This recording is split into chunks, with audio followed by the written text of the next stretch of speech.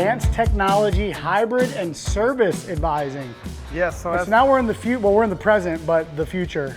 Yes, at the same time. This course was added a few years ago. We want to just keep up with the technology, make sure that as hybrid vehicles become more prevalent, that we get our students to go through that material and that curriculum, add it into our curriculum so that they have the experience with it by the time they graduate and get into a shop.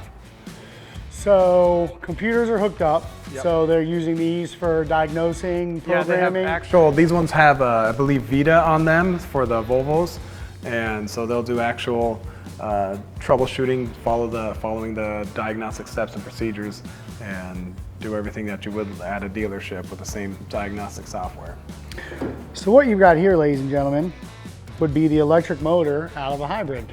A big magnet. A big magnet that goes like this very quickly. Oh, here you go. Oh, interesting. We have to tell students not to try to fit that in there. Oh, I was just about to do that. Yep, your fingers will get squished. But does this fit in there? That shouldn't. This is not the one that goes in there? No, none of them should go in there, as is right now, yeah. Okay, but there is, I mean, that's how this works, Yes, right? The yep, motor that's how- spins in there and the magnets, it's powered by that. Yep, just a big alternator, essentially. Yeah, these are batteries, right? Yep. Pretty cool to see all of this out. Yeah, I'm just kidding. as long as you wear rubber shoes, you don't have to worry about it. But yeah, we want the students, just like with all of our courses, we give them the foundation, and then so we want them to see, you know, we have these out of the car so they can get hands-on experience and actually see it in practice before they start doing it on the live cars. So are they looking at this at like a system level where it's like diagnosing, okay, this is bad, Yes. and they're just swapping it, or are they actually, because these are not very serviceable as I understand right now. So they won't swap any of these components. These are just, they'll learn the theory behind them, they'll learn how to diagnose them, and then they don't replace any of these parts yet. They'll just learn the theory Got of it. diagnosis. So I assume these vehicles have faults. Yes. And then they'll learn, okay, this is battery cells or the motor. What is this thing? Is that like a generator? Yeah, big alternator. Big alternator, yeah, okay. All right, so they'll learn what part of the system is bad. Yep. Right, these are like some capacitors maybe, if I'm not mistaken. I'd stump you. Yep, You know what these are? did. I don't know what these are. Okay. I'm the diesel guy. The diesel guy. I feel like these are capacitors. I feel like these store energy from the battery for a quick hit, like a quick reserve, but I could be wrong too. Cool, so batteries, boom, just more different systems, different cells. This is like a different style battery cell. Interesting. That's so cool that you guys have this as well. So we've got carburetors, fuel injection, electric, hybrid. Yep. Very cool. This class actually talks about alternative fuel sources too. They have a whole chapter on CNG, hydrogen. Oh. Yeah, so it's not just electric hybrid. It's the different Cool. types of. And is this like a specialized course that they can just say, hey, I want to just come do this, or this is part of a general automotive? This is part of the auto program. This is one of the last few courses they'll take before they graduate the auto program. Okay. So yeah, we've had dealerships call us and say, hey, can I send 2 of my techs to sit in your class about EVs or about hybrid? And we say, unless you enroll as a student and pay for it, you know, as a student, we can't just have people sit in. Come in for a class, yeah. Cool. But maybe that's a thing you guys could do, is start that business focused at. If they gave us the commission. Yeah. Okay, cool. So we have a CNG setup here. Yep. All right, so that's interesting. It's basically just like a big nitrous solenoid. In fact, maybe these are the solenoids we need to start using on our cars for nitrous. I bet you that would work, actually. Actually, take a shortcut through here. Oh, whoa, whoa, whoa. Wait a minute, you didn't even tell me. We also teach our. You didn't even tell me this. Speaking of nitrous. So all of these computers have the SCT and the ALL-data, or the HON data on them. So Okay. This is the hybrid and the advanced power and performance classroom. So we have some of the P&P stuff in here too. I like the crossover. We do hybrids, electric, and then we talk about nitrous. We just call this the high power area. The fun room. The fun room. I mean, you gotta tell me about that. I love fun. Yeah. So this is the electrical system behind nitrous, basically. Yeah. Got it. So this So let one me see if I can decode this real quick. So what we've got here is a complete nitrous system. Boom, key on, yep. Flip your switch, right? Like it's time to party. Boom, okay? And then that triggers this accessory, which fires your relay, which then gives power to your solenoids, and then your solenoids are gonna be controlled by whatever your system is, which right here looks like it's actually probably this switch. So whatever this switch is connected to could be your throttle, could be something else, right? But some people would have this at like 70% TPS, or you could obviously have a standalone computer. This is really cool because it shows the wiring, how if it your works. system's not working, you'll need to know why, so they can actually have two of these, but the instructor will go through. Come on around here. And he'll swap these out, or he'll disconnect one, or just unplug the battery. Got it. So the students see the front of the board, they got to and then A little trickery, and then they're like, oh, it's not working. Got it. These are really neat. It's a challenge to like replicate this stuff, right? Even in real world. So this is really cool how you guys have figured out these real world challenges. I also love that nitrous is so popular that they literally have it at UTI. So this is a very simple board compared to these very complicated boards in here.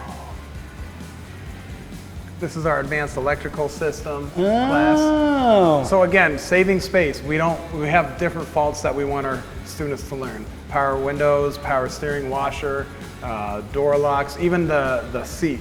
Airbags. Yeah. So rather than have 10 cars that we need to do all these faults, we have 2 cars in here for the cab issues, but then they have all these boards that they're all fully functional. They all work.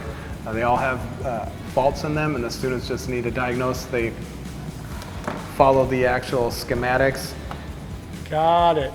So in here, aside from like learning the exact systems, they're learning troubleshooting of electrical systems in general. Yep.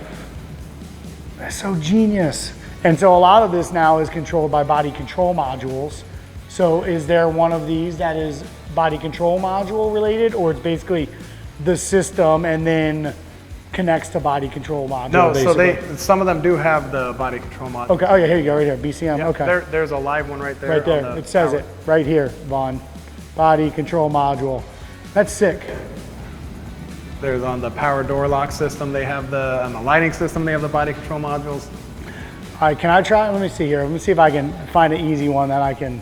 Yeah, they get the real world, here's your schematic, Yeah, here's no, your that's fault, sick. figure out what's wrong with it. And they have all this all processed. So if they're at a dealership, they'll be able to pull the schematic, follow the process. So it's just basically like step 1, step 2, step 3 to eliminate it all. So each class is 157 advanced electrical, and what they do, the main focus on these classes is for them to learn how to read the schematics, assemble it, all that, and then how to look it up in an actual vehicle. Yeah, which by the way, I started a challenge, like, hey, show me something. I don't know how to read this at all. So yeah, just a lot of... Yeah, super cool. I'm really impressed with the well thought out testing, because you guys, again, can replicate everything, all the different possible scenarios of what's failed in the system. And then you can also try to trick the students and show them the different ways, and they have to figure it out by going through the process. One thing that separates UTI is our curriculum updates are driven by the instructor. And so if enough instructors are doing a class and they go, our students aren't getting it this way, or we think this would be better for them, the instructors do the updates, and they have a pool of them, but they all work together across the whole organization. So our labs, everything is really, it's not driven by some executive who thinks this would save money or this would work better. It's our instructors at the ground level knowing, hey, this works, I'm doing it this way, and I know this works better. That's great. So obviously a lot of very different complete diesel motors complete here, right? Everything, these run? All these engines are different. They all run. The advantage the students get in this class is that with commercial vehicles, they need to abide by the EPA restrictions. And so every 3 years, the EPA puts out different regulations for commercial vehicles to abide by. So we have those different years and platforms and the ones preceding it. So they know, okay, if we have a 2013 engine, but they also need to know about the 2010 emissions regulations. So they learn the after treatment, the emission systems on the different platforms and the different manufacturers. So this is mainly focused on emissions. Yes. This is not like, hey, this failed or that failed. No. It's so the two are hand in hand, because this is at the advanced fuel systems diagnostic class, but to understand how to diagnose the fuel systems on a diesel truck, you need to understand the emissions, because the fuel and the emissions faults go hand in hand. It's the without going into an hour lecture, it's not one and the same thing, but they very much go hand in hand. To understand one and diagnose one, you need to understand the other and be able to diagnose it. But yeah, so they get a very wide variety. Between these 10 engines, they'll see a very wide assortment of fault codes, different problems that can go into. They can put bugs in these engines. The instructors, they don't just flip a switch, they'll actually go through and install a bug or change a parameter. Another advantage of this class is they use the real-world diagnostic software, the CAT ET, the Cummins Quick Serve, the same software that dealerships have. And that's where a lot of technicians come up short in the shop world, is they don't understand how to use that diagnostic software. It's actually intimidating. It is. It's very, there's, these commercial engines are incredibly electronically driven. They're very, very smart. It's not just one ECM anymore. There's a lot of control modules for entire systems, ABS, fuel systems, after treatment systems, exhaust systems. And so they need to learn, they need to be computer savvy. That's a big part of this class. So obviously we saw chassis earlier. So they've learned chassis, they've learned brakes, they've learned all those systems. Here they're learning emissions, equipment, basically, like, would they know how to like service or find out that the turbo is going bad? Like, is this where they do all of anything related to the engine? They actually, and this is the advanced engines class for diesel. They actually start learning the emission side with EGRs on the intro to diesel engines. Okay. And then in this one, they see it in real world as the engines are running. Wow. And so they learn how to build them. They do a complete overhaul on a 9-liter engine in the intro to class, and then in this one they get to see it run and figure out why it doesn't run or what the faults are. I love that it's still in the chassis. Right? You guys could have just had it out, but it's in the chassis, so they get used to how to get in some of this stuff, So I like that you guys don't cheat and make it easy for them, that they've got to do it all the way, because as soon as they leave here, this is what they're going to be dealing with at the shop. Yeah, it's very different than when it's on a stand. Yeah.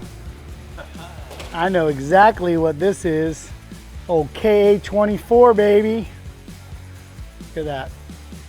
Oh, turbo center section needs replaced. Look at that, huh? Oh, Gretty turbo manifold on a KA. So this would have been the motor that was in my first 240SX before I put SR in it. Very familiar with this bad boy. An absolute tank, actually built for trucks, if you want to know. Literally a tank, but a good motor. And I would have installed my first cold air intake on this motor, actually. And then I would never stop flooring it because it sounded so cool. So that's one of the engines they won't take apart in this class, but all the other ones, so students will rip them apart down to anything that can be removed will get removed, all the way down to the valve keepers, everything tiny, all the. So what is this class? This is intro to engines. This is one of the very first classes students take. Students that have never even touched a wrench in their entire life, by the end of this class will have completely torn it apart and put it back together again, taking all the measurements, making sure that everything fits together right, and everything still works. They'll learn a lot about just the 4-stroke theory. They learn about the 2-stroke engines. They learn about rotary engines. It's engine theory class with getting to take one apart. Okay. I noticed they're all Durtex. There's no Eco Booster in here, so you've got to learn about the things that actually break all the time, I guess. I know. I'd love to turn this into a 350 small block class, because that's the one they do in the power and performance. But and I think a superior engine. Yeah. Well, they're not making too many of those anymore. Yeah, we keep buying them. And but yeah, this is a fun class for students to just get the real world hands on. And this is the intro, so this is like straight off the couch. You're coming in here and learn how to pull a motor apart. Day one, they're going to inventory their toolbox and probably start taking off the valve cover. And so, yeah. That's like so exciting for somebody that's like, what do I want to do? I like cars. I want to learn about cars. Like you literally enroll, come here, organize your toolbox, start taking them out. Absolutely, yeah. You can by the end of your first week, you'll already have the cylinder heads off. So, I mean, just think if I've never even done that myself, except for on a dirt bike. yeah, if you from your first week as a student, you'll know how to remove a cylinder head and put it back on again. And so that's something, you know, somebody who's never wrenched before. Don't forget the head gasket, ladies and gentlemen. So rotaries. Definitely need to learn how to work on those things if I'm, you know, the way I see how they work intermittently. All right, cool. Got some pistons, rods, cams, all the things. Some technical precision measuring devices. A water pump that I'm assuming is potentially bad. Yeah, by the end of this course, students, that's one question we like to ask them on day one is, can you make a measurement 1/1000th of an inch thick or thin? And by the end of this course, they'll be able to tell, you know, the difference between 1/1000th of an inch and 2/1000th of an inch with the precision measuring tools. Pretty cool. You guys are blowing my mind.